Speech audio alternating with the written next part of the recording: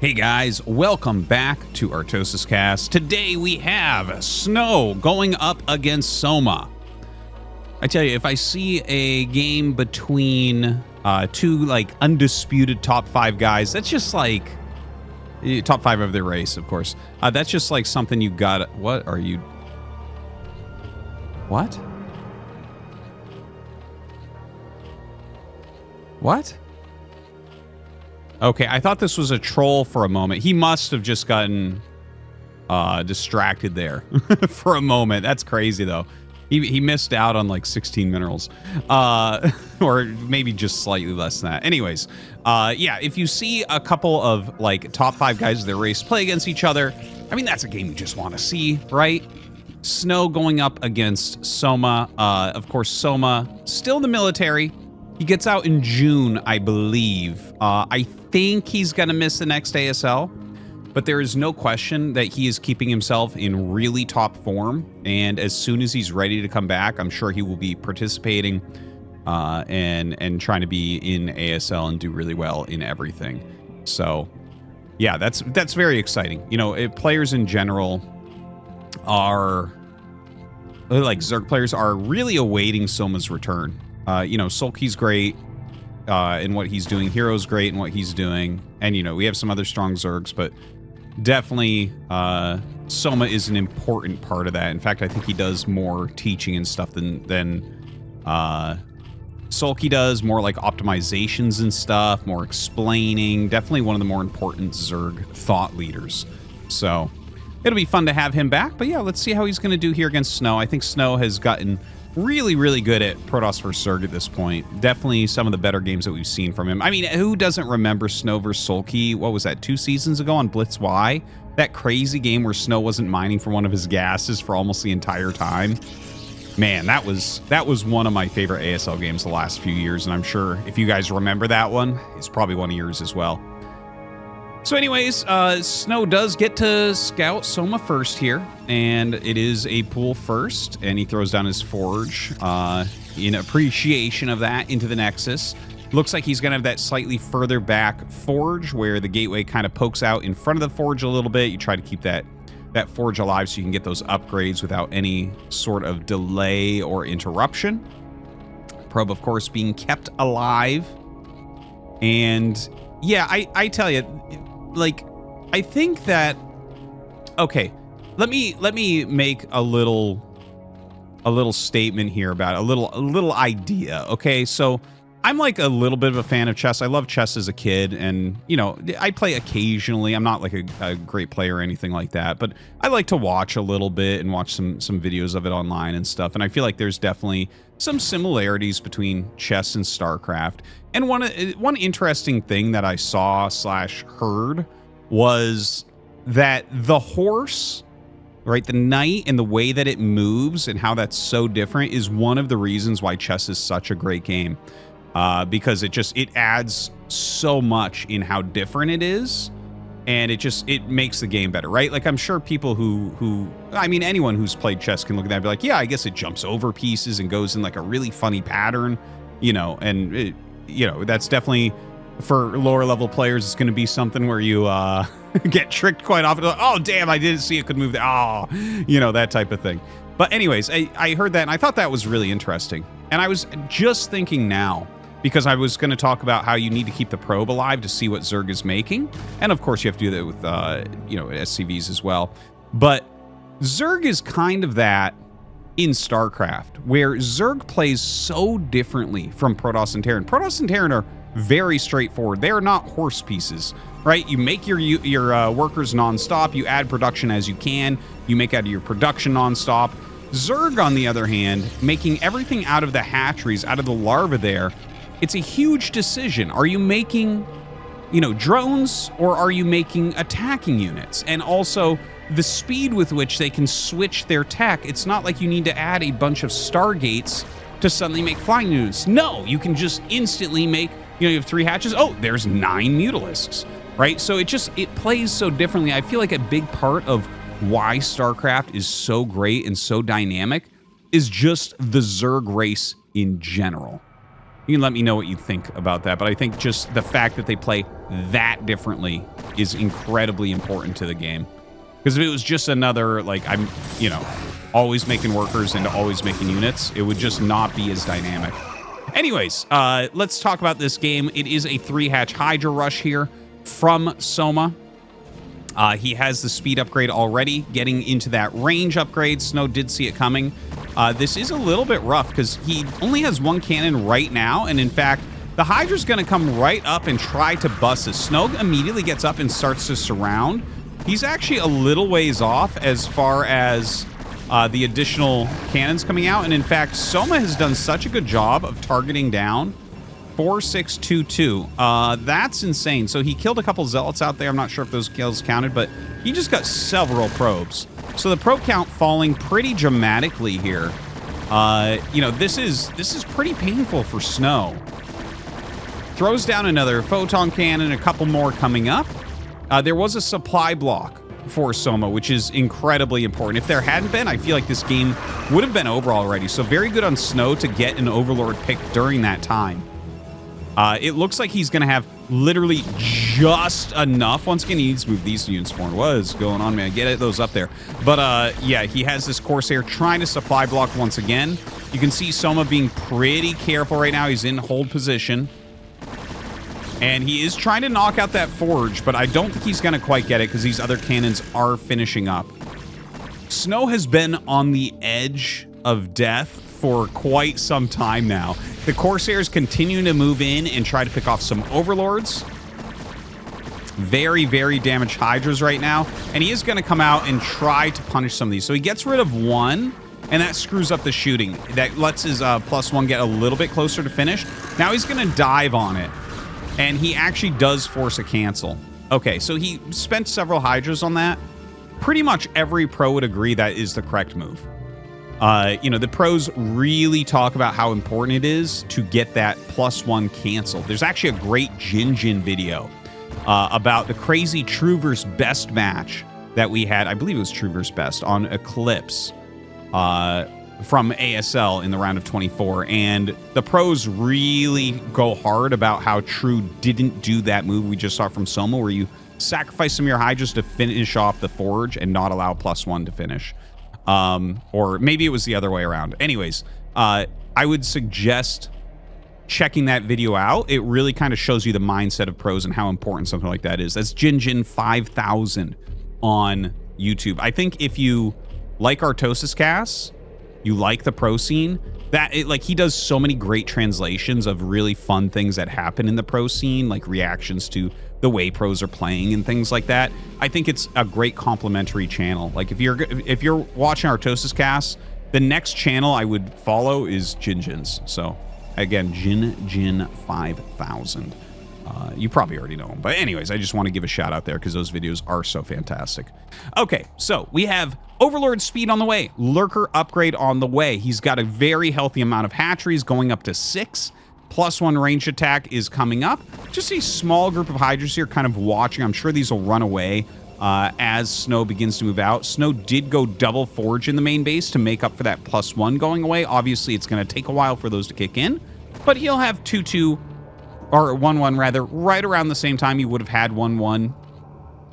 Like, anyways, you know, so I guess the 1-1 timing will be similar, and then 2-2 will be quicker than it would have been if he hadn't lost that Forge, most likely.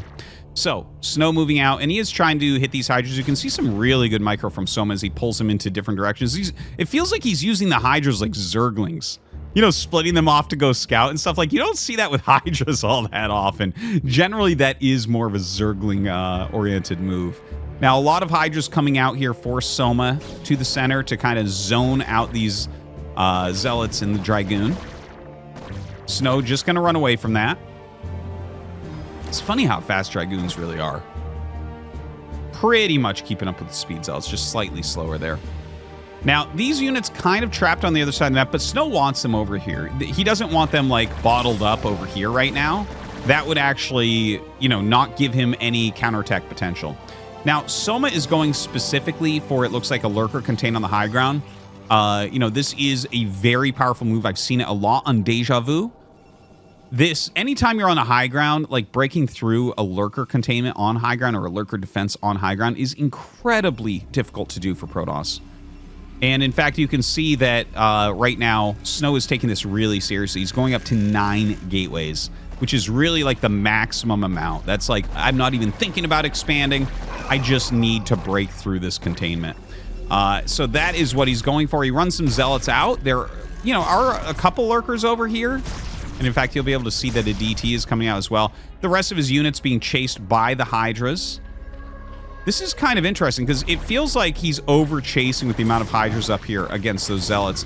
And suddenly he's utilizing eggs to make little blocks so the zealots can't really get on top of things, but they're still going to get a little bit of damage done. He's going to kill like an overlord or two here. He does kill a few Hydras, gets a drone.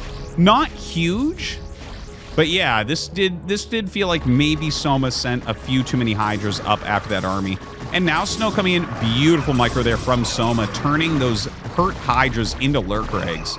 Reminds me of when you irradiate a Hydra, they just go into a lurker egg because the eggs don't take damage. It's like, damn. You know, you're not really getting all that damage he put in. Nothing. He wanted those lurkers anyways. Really, really nice moves. Really utilizing egg defense. That's what we should call Soma, egg shield. He made all those eggs in here to block everything. He's making eggs out of the Hydras that are being targeted down. Egg shield, man. The great Zerg player, egg shield. All right, the drone actually kind of gets caught down here from Soma. It looks like this is where he wants his 4th base. And in fact, he will set that up to these zealots, waiting to see if maybe they can come in and force a cancel. And they may be able to kill that off. Yeah, he actually does have to cancel that. And there is a DT in there, so I think still he's going to be able to deny it. Probably. Oh!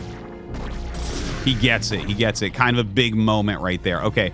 And an Overlord's coming up, so maybe... No, the DT just going to wiggle out. Nice movement there from Snow. 55 probes to 52 drones, and Soma actually has more army supply right now. So that is huge in this matchup, of course. Oh, Lurker drop actually coming in. And it looks like he has a secondary one as well. We'll keep an eye on both of these. So the double Lurker drop, you know, they do kill probes in one go. So you have to be very quick on that. And he does get a few. He does get a few. Another Lurker drop going for the main base. Oh my God, I'm catching every drop today. A great day for casting and observing. And it looks like he is going to get a fair amount. So 11 kills. 11 kills on those. So he was at like 55 and now he's at 37. And it looks like there's another one coming in. So Snow is being forced into a position, it feels like here. Oh, he actually gets that one before it unloads. But he's being forced into a position where he basically has to go kill Soma. And there is some potential there. Because he lost a lot, but his supply is very close. So, you know, he definitely has probably a stronger army right now, technically. But that high ground, the missed shot advantage is going to be difficult to break through. So he's going to move forward here. Keeps his observer really far back. He's hitting some really high quality side storms at the moment. Pulls back. Another Lurker drop attempting to come in right now. Very scary stuff. He actually throws a storm down on that super fast. So that actually gets cleared without very much damage.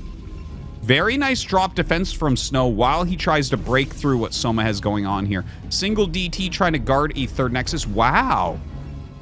Well, here's the thing, because I think my analysis isn't wrong that he kind of needs to kill Soma. But if you can't kill them, it doesn't make sense to try in a lot of ways, right? Like if you look at this and say, well, there's just never, I will never break that. You may as well take the expansion, even though your winning percentage is like really, really low. And then just hope that they, you know, kind of suicide in. Like, let's say that they just start attacking in with waves and waves and waves, and you side storm it all. Okay, well, that's a mistake your opponent can make where you can start to come back because of that. Now, Soma is loading up a lot of Overlords. I don't know that he needs to do this. Like, do you need to hit a drop? Is this not a win more move? A win more or possibly, everything got stormed to death move? Because it feels like this containment, plus him expanding around the map, is very strong as is. So he's going to drop on top of this army. But again, that really clumps everything up. And Snow is going to be able to storm that quite a bit. Yeah, see, that was so efficient for Snow. So unbelievably efficient for Snow. That just doesn't seem like it was a good move. It kind of reminds me of like if Protoss, like think of Protoss versus Terran. You know, Zerg versus Protoss is similar to Protoss versus Terran in a lot of ways, where it's like, okay, well, you have Terran kind of stuck on 3 bases, you've done some economic damage, and you're expanding everywhere, and you kind of have a containment. It's like, well, it's Terran's problem to attack. Right now, I feel like it's Protoss's problem to attack. Maybe he's afraid of the amount of Psy Storms that Snow can pull off, but an attack like that did not feel like that was the way to take your lead into a victory. So anyways, a Storm with a nice Storm drop here does get a few drones, gets a little bit of damage. Looks like he'll leave a couple Zealots here and mic around the shuttle a little bit more. Another big drop looks like it's going to be going towards his 3rd base. And again, this doesn't, that doesn't look like a good call. And in fact, look at this, 11 health, 46 health. A Psy Storm will kill off like 30 supply. Well, no, actually, you know, only 4 Hydras fit in. So it's Zerg supply functions differently. With Protoss and Terran, it's like 10 supply per drop. That's not the case for Zerg. It's like 5. Anyways, or 4, really. It is 4. Oh my god. But he does end up dropping on top of this again. You know, he's killing some for sure. But Snow is going to get in here and wipe out a lot of those Hydras.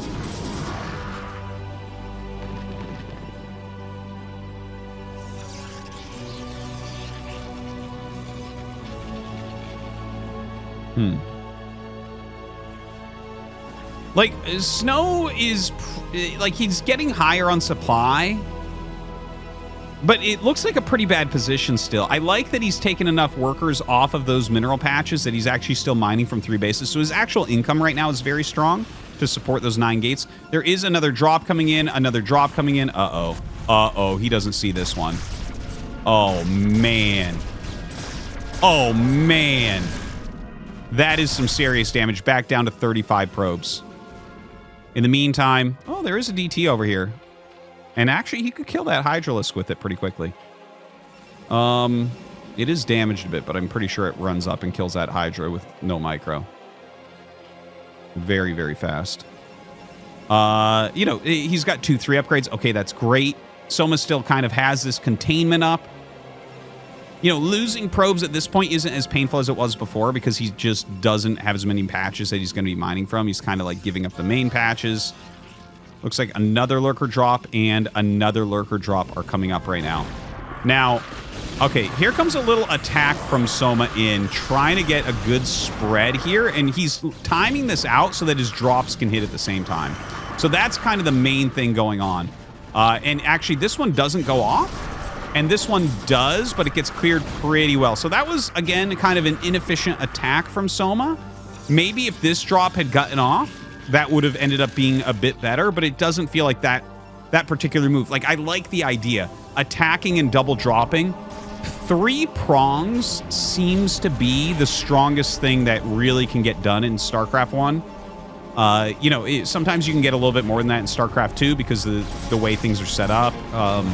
And the way that control works, but like, ooh, wow, he actually got some big 26 probes, some big spines. But in StarCraft 1, if you can set up anything that's 3-pronged, generally that is going to overtax players pretty hard.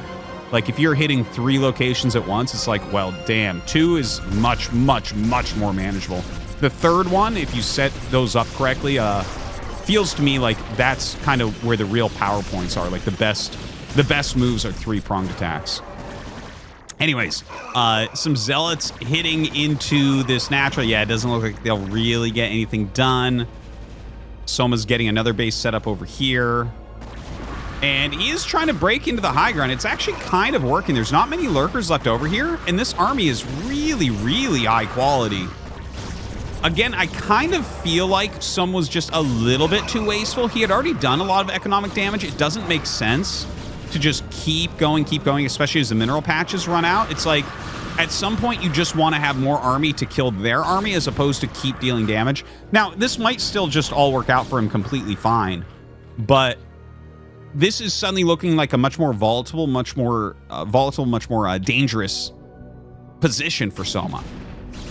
This does feel like it was overdone. And this is like probably the thing I've seen over the many, many years. You know, I've casted so many thousands of games in StarCraft 1, StarCraft 2. and obviously some other games as well, but those are my main ones. And the biggest mistake I see from top pros over time is win more moves, where you're putting yourself in danger of giving back some of your lead when you don't need to. It's like, why are we trying to kill probes? He's got 35 probes. He's gonna mine out. Why are we spending that much supply doing this? But you can see here, right? Like, Soma just kept doing that from like a very ahead position. Now suddenly Snow is on the map. He's got a million High Templars at this point. This is crazy how many storms he has. He's hitting this third base. Soma in a bit of trouble. I would say more than a bit even. Like, this is looking kind of bad for Soma. Now, he's coming in, and he has a double drop as well as Hydra's coming in, and there's no Psy Storm. So he should be able to kill this base, which is going to make this one massive base trade. And again, even though I'm being a little bit critical on, like, these kind of win more, is this the right type of move to make? Soma still has a position that he can win in this game. Now, a lot of High Templars and Zealots coming up to clear this out as quickly as possible, so it actually, he will save this base. I actually thought he might end up losing it. But yeah, it looks like that does get cleared. The rest of his army coming back still, Snow's army, to push this back. Now, how does Soma win from here? He's still just making Hydras. He's got a ton of drones that don't have patches right now. So even though he's got those 50 workers, he's actually mining off 3 bases. Throwing down a few more cannons. Another High Templar in here for Snow as well. Just the double storm there on the single Lurker. He's got 3 observers in there as well, though.